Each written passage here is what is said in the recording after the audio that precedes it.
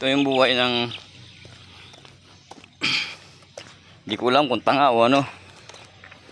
Alam nyo mga guys, naawa man ako sa sarili ko.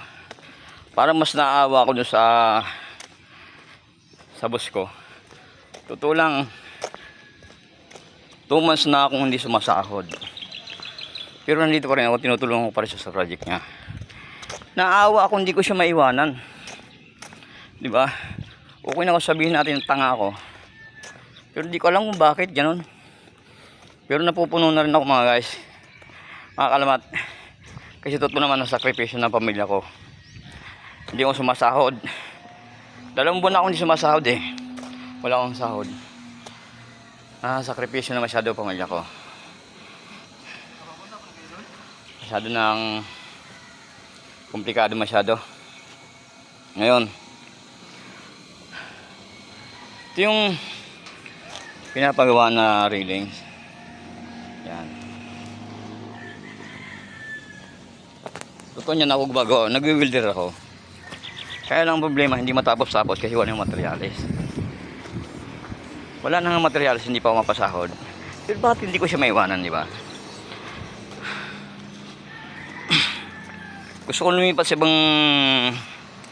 papapasukan kasi totoo naman. Kawawa rin naman ang pamilya, di ba? May pamilya tayo, may mga bata tayong binubuhay.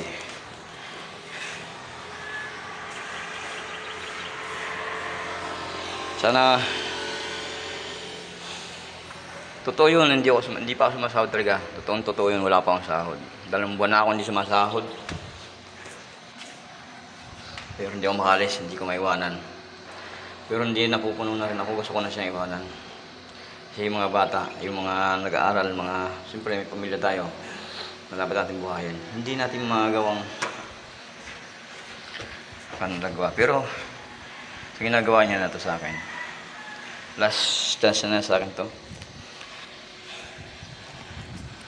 Iiwanan ko na rin siya.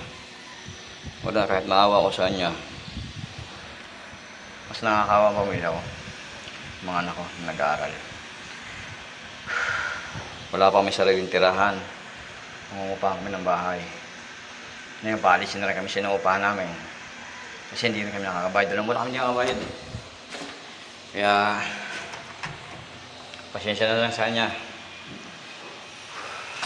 Pag-like, share nyo ang aking video. Totoo po ito ng kwento. Pag-like, share nyo po ang aking video. Paki-comment nyo na rin sa notification.